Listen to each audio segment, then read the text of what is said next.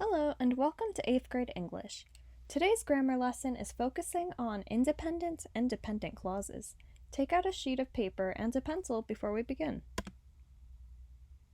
As we begin our lesson on independent and dependent clauses, some of you may wonder, what is a clause?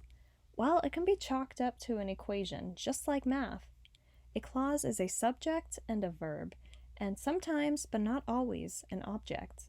There can be multiple objects as well, but remember, they are not necessary to create a clause. The only necessary parts of this equation are a subject and a verb. Next, we will talk about what makes a clause independent or dependent. What is an independent clause? As we know, a clause must contain a subject and a verb. But for it to have its independence, it must be able to stand as a sentence by itself. It should be able to stand on its own and make sense as a full sentence. Think of a clause as a young person that has the ability to be independent. That person can be on their own without any other help from another person. Like that, a clause can be independent and be on its own without help from another clause. Now that we know what an independent clause is, let's talk about what a dependent clause is. It also requires a subject and a verb. However, it is the opposite, meaning it cannot stand on its own. This clause needs an independent clause to be with it in order for it to make sense. This dependent clause may not stand alone as a complete sentence or thoughts. Now let's look at some examples of independent and dependent clauses. You can pause to read all of them if you would like to go through.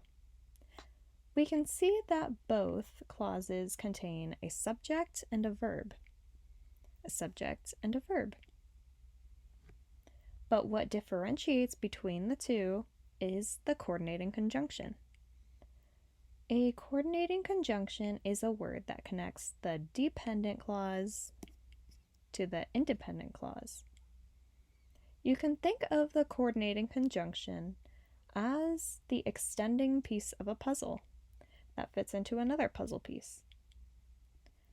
The dependent clause needs to extend and fit into the independent clause in order for it to function as a part of a sentence.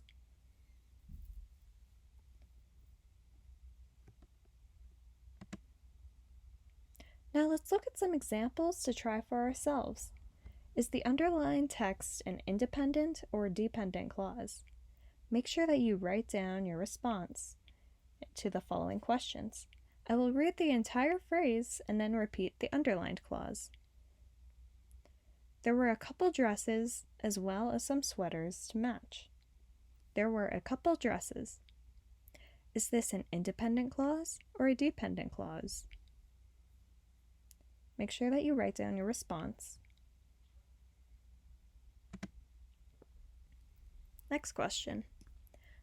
After she closed her jewelry box, Mary put it back in the closet. After she closed her jewelry box. Independent or dependent?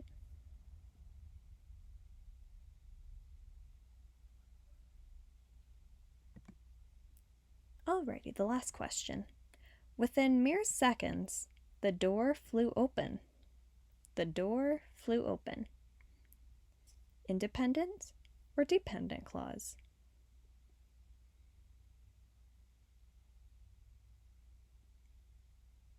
Alrighty, now if you're done, we will go and check our answers. If you are not, you can go ahead and pause and rewind if you need to get any of the questions that you missed.